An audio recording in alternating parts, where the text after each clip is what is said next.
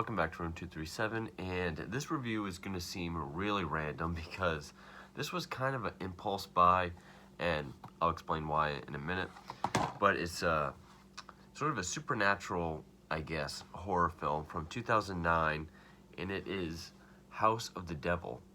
This is a Ty West film who I think makes a lot of low-key films like this, known for horror.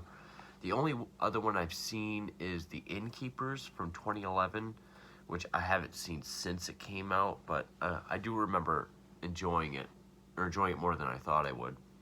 But he also did the films The Roost and The Sacrament, and it was also written by Ty West and stars Jocelyn Donahue, who she was in Dr. Sleep, Insidious 2. I think she's been in more than...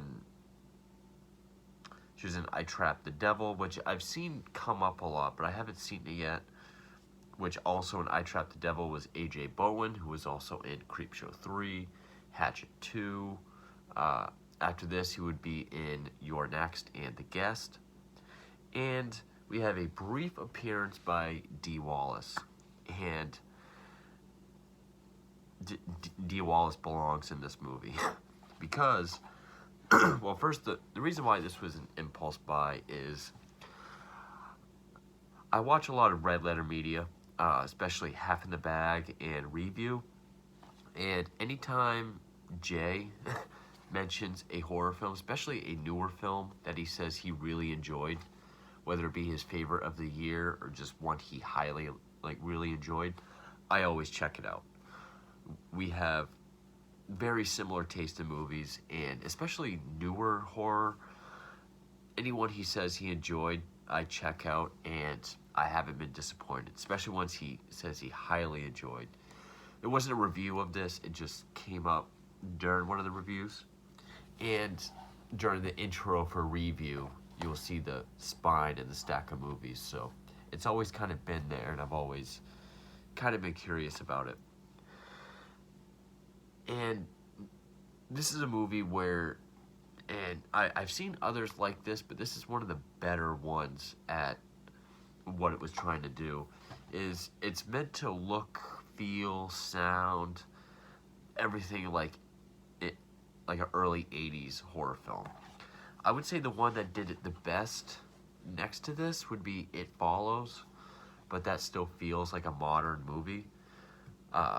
I would say Terrifier also did a very good job with it, but again, it looks like a modern movie, especially with the actresses. They look modern. Here, though, and I mean, they even went to lengths of getting, I'm not sure what equipment, but they got some period-appropriate equipment, but also the score, the pacing, a lot of the shots, and the composition, even the way the actresses look, like the wardrobe, the hairstyles, it looks very 80s. And I highly commend Ty West for pulling that off.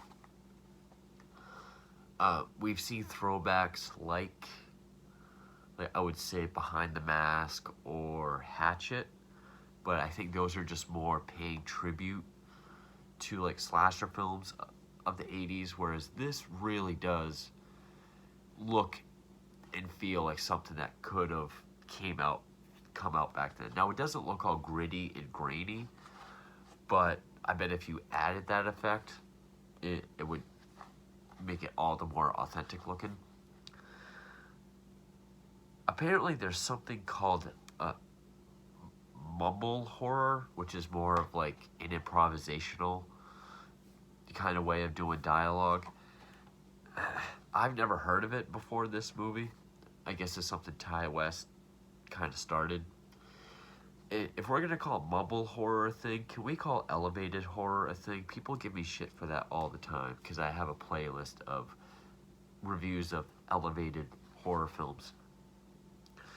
But this is not like other throwbacks. This is not a slasher film. It is supernatural, but it's more... It feels more like movies like Amityville Horror or The Shining, or actually it's probably the closest to something like Rosemary's Baby. The pacing definitely helps that. I think that would be the biggest turnoff for people, is that it has this very leisure but very methodical pace. It goes very slowly, but it's constantly building. It's also a very quiet movie. It has a score, but a lot of times it's this very like under the surface, quiet, ominous type score. So that, but I think that helps with the tension, because this is the first movie I've seen in a while where something like a vase falling and breaking is jarringly loud, and when there actually is a music sting, there is something creepy on the screen to help it, and it is loud and jarring. I would say all the performances are excellent. They all do great. Dee Wallace, I mean, Jamie Lee Curtis is like the scream queen teenager sort of character actress from the 80s. Dee Wallace is the horror mom from the 80s. I mean, yeah, she was in Hills Have Eyes. Well, technically she was a mom in that too, but she was in The Howling, she was in Cujo, E.T., uh, a whole bunch of movies. Also has Tom Noonan, and Tom Noonan is great. He's a good, creepy, off character. I mean, he was the first one to play Francis Dollarhide in the first adaptation of Red Dragon, Manhunter, in the 80s. He was Frankenstein's monster in Monster Squad. And then Mary Woronov, she was in Silent Night, Bloody Night. She was in Chopping Mall. She was in Blood Theater, which I don't remember if I've reviewed or not. If not, I definitely have to. And then a small appearance by Greta Gerwig, who she kind of looked familiar, but not anything horror related. She's been in some major films, but nothing I've seen. but anyway, so and even with the credits, I mean, the way this movie opens up, it's like freeze frame, the title House of the Devil, and then you get like the copyright print, very small, and it's like this nice dark yellow color. Really feels like something from the 80s, and I love that. It takes place in the 80s. I know they're going for 80s, but just the kind of movie it is, it reminded me of more movies from the 70s. Like I said, The Omen or Amityville Horror.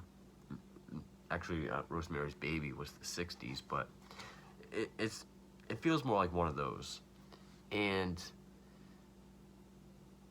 you know, you're really following Jocelyn Donahue's character, Samantha, which she, as I said earlier with like Terrifier and It Follows, how the characters still look modern, she really reminded me of someone like, I always forget her name, Jessica, is it Harper? From, where's my Suspiria DVD or Blu-ray? Oh well. I always forget it, but from Suspiria, or she reminded me of like a Margot Kidder, like one of those type of actresses from the 70s, and she did a wonderful job. The way they did her hair, her clothes, really reminded me, and she did a great job. I mean, they even gave her friend, played by Greta Gerwig, they gave her like the Farrah Fawcett hair. She's getting an apartment, which the landlady is Dee Wallace. We only see her for like one scene in the beginning, but she's an icon, and it's always great when you see her. She has like a few days to come up with the first month's rent or whatever. So she answers this pull ad for a babysitter. And at first it's kind of creepy because she'll call from a payphone, they won't answer, she'll walk off and then it will ring. And same thing like at her dorm, she'll call, be no one, or she'll leave a message and then they'll pick up. But she accepts this babysitting job way out in the sticks. And it's this big, very Amityville or psycho looking house. And the father is played by Tom Noonan, who is just this very off, awkward, he speaks very well and he's very quiet, but you can just tell he's on edge. Tom Noonan is just really good at playing creepy guys like that. His wife is Mary Warrenov. She's very off as well. Like, she's kind of, the way she talks to Samantha, like, oh, all the guys must love you. Oh, yes. But first he tells her, hey, we don't have a kid. It's actually my mother-in-law. She's very old, but she's very independent. You don't have to do anything. But she still accepts. He raises the price to like $400. She accepts. Her friend gets pissed, leaves, saying it's too creepy, too weird. I won't spoil. See, there's things in the beginning, but this is one of those movies where you're watching it and just you don't know which direction it's gonna go. Like, because for like the first hour, like once she finally gets to the house and they finally leave, you spend probably a good half hour or more just following her around the house. It's really showing like life before Wi-Fi. Like, she orders a pizza, but she's just walking around the house. She's looking at, different stuff on the wall and going from room to room. I love the interior of the house. It's this good, creepy, it's really reminded me of the Psycho house. It's, I don't know if this was the set or an existing house, but if it was an existing house, whoever scouted it did a great job. And I love the shot where she's just like walking around and she comes up to this room and like she walks up to the windows and looks out of it, but then we get this shot from outside and we just pan back to show the whole floor is like nothing but windows. And like that's the only part of the house that has lights. And as we zoom out, like this music just rises. Just a great shot. And yeah, anytime there's a noise, like when the doorbell rings for the pizza or when the phone rings, like she bumps into this vase and it falls and breaks, you've just been sort of lulled into this like very methodical pace with very quiet but ominous music that when it happens, it's an effective jump scare. It's not the cat jumping out of the cupboard that most Blumhouse films have. And it's really just building up to about the last 20 minutes or so, which a lot of movies back then did do, especially slasher films. There's a lot of slasher films that will maybe have 2 deaths and then they'll just pack the last 3 to 5 in the last 15 minutes. But the payoff is totally worth it. And I'm not sure what the budget was for this. It had to have been fairly low. But, oh, and the music was done by Jeff Grace. But, okay, the budget was $900,000. Unfortunately, it only made $101,000. And I bet part of that wasn't marketed very well. I'm sure nowadays audiences probably found it too slow, didn't appreciate what they were trying to do with the throwback and with trying to bring back a certain look and feeling, because of course that's the case.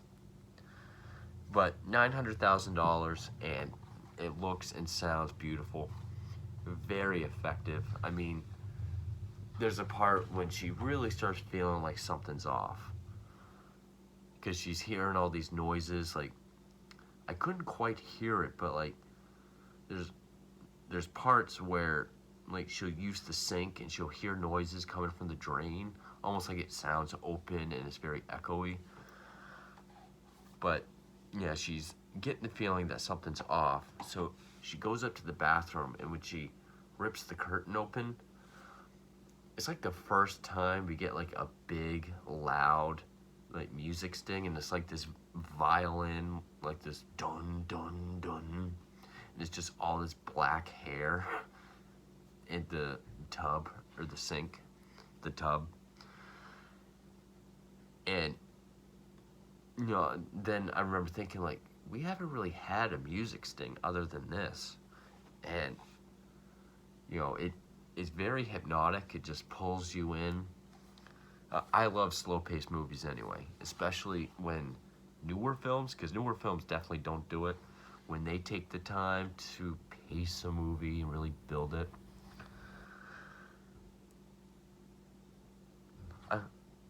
I guess the thing I will kind of say is the first thing that showed me, okay, this movie's willing to do anything, is the friend, Gerwing, she leaves before the people do. And she pulls over at the cemetery to kind of have a cigarette and compose herself because she's really angry. And out of nowhere, A.J. Bowen shows up, and he looks like a homeless guy. He offers her a light, and then he's just like, wait, you're not the babysitter, are you? She's like, no, I'm not the babysitter. Before she can finish, he's already pulled out a six-shooter and shot her in the head. So I'm like, okay, where's this movie gonna go? And at one point, while she's walking through the house, she kind of puts her ear up to this one door, but she doesn't go in, but we pan through, and there's this big pentagram on the floor, and there's what looks like a kid right in the middle of it who's got a blood on his head, and then there's like a couple adults also lying on the floor, possibly the family of the house, and they're just taking it over. Because the whole movie, the backdrop is this eclipse, this a lunar eclipse. That's sort of the backdrop, and I'm guessing that's sort of the couple's front for getting out of the house. But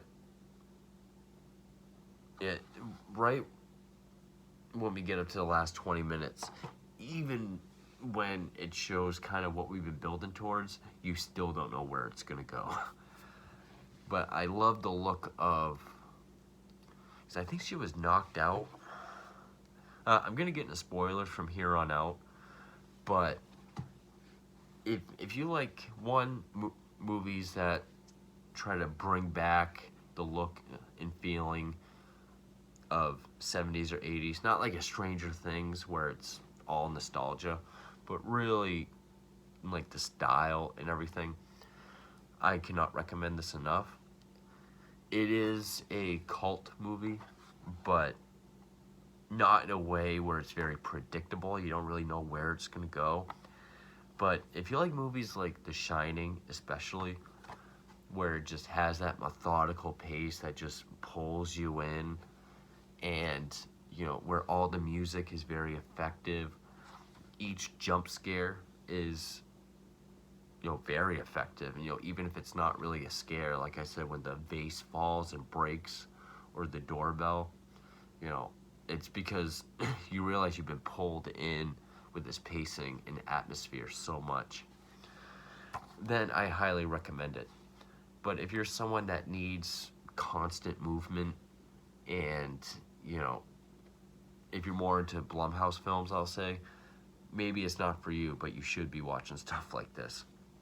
But I'm not gonna put the spoiler screen up, but eventually she's knocked out somehow, and it shows the moon all red, and it does like 6 shots of it, like black, show, and it's dead silent. And then like it shows a candle, and then it shows her laying there with a gag.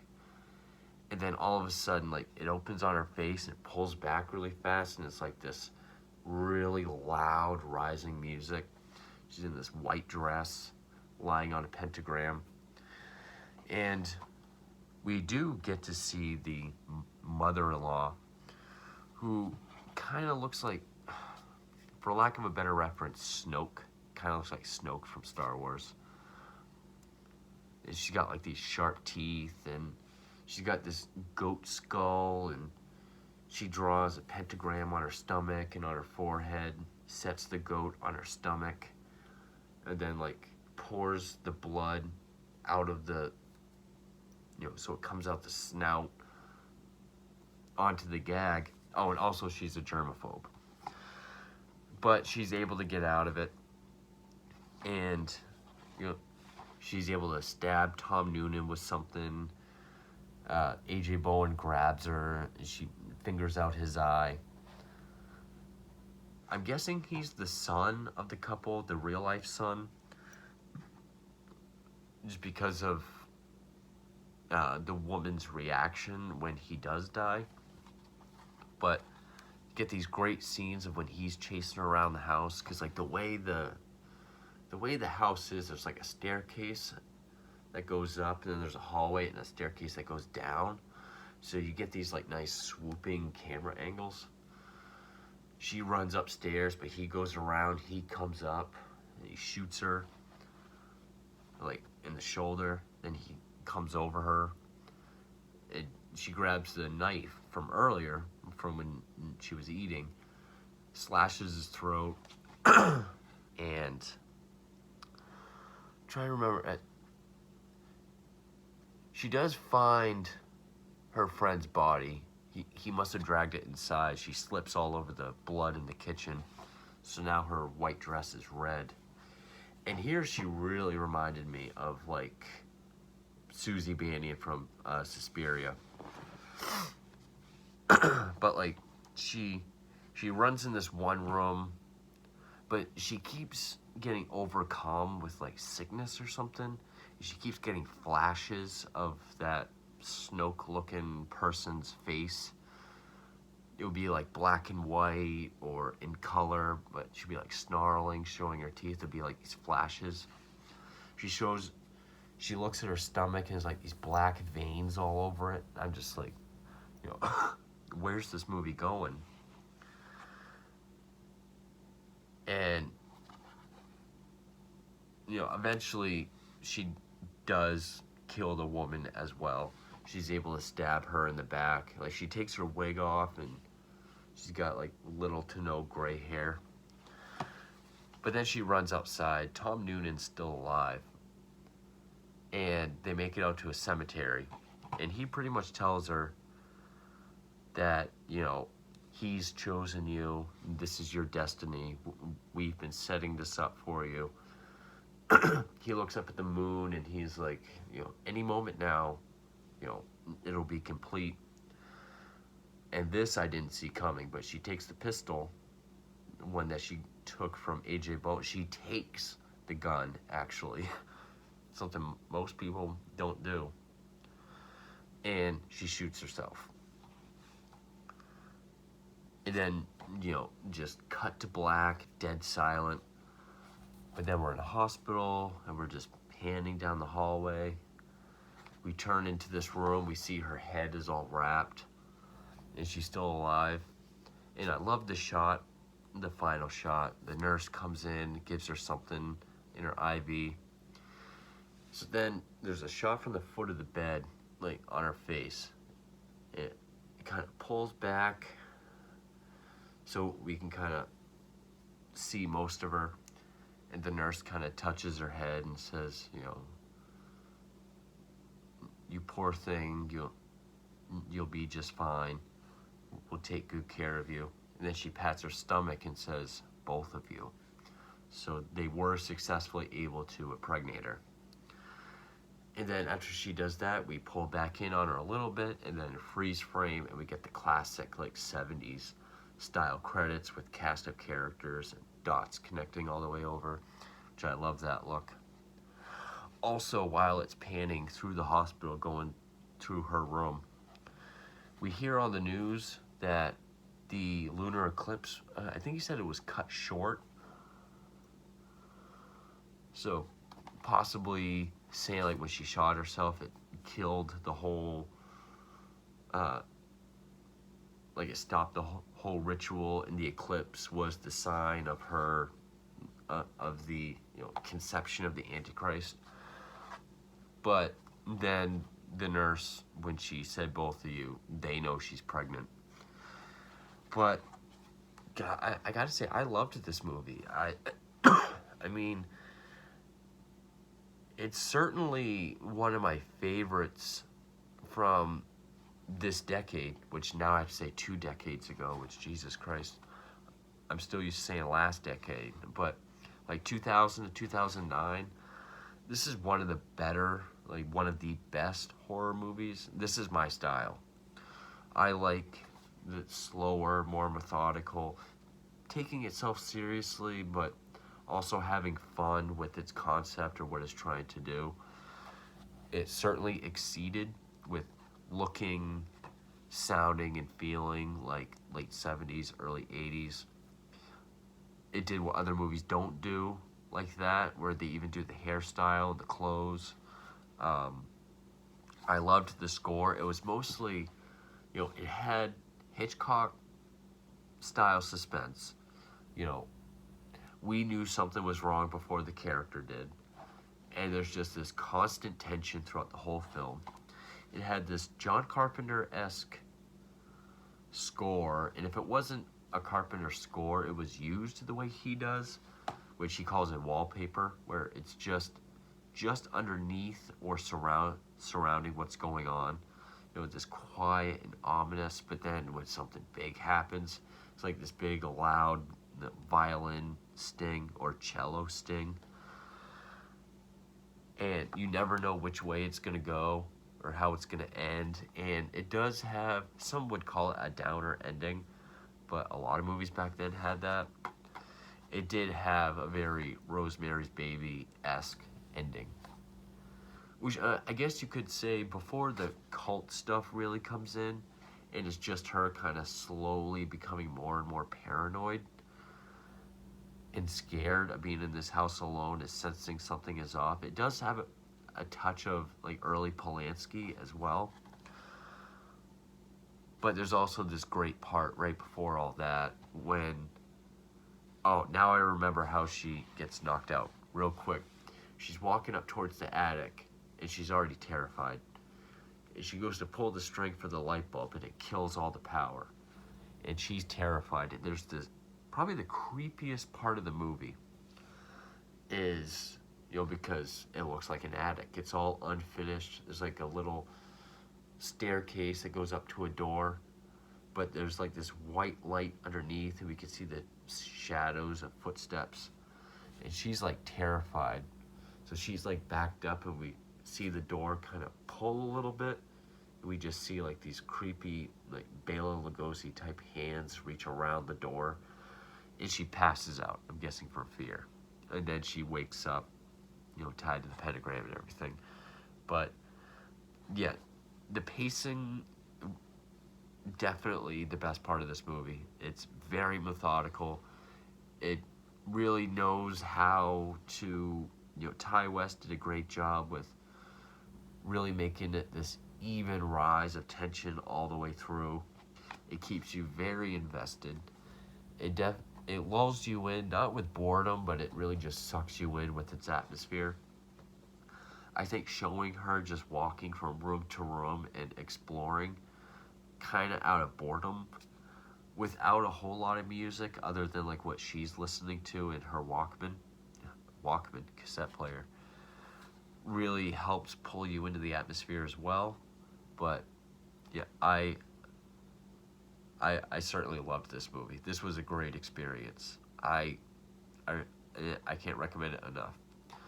So yeah, and this was one of the best impulse buys, or screw it, let's try it, that I've had in a while. So House of the Devil, definitely enjoyed it. Thank you for watching.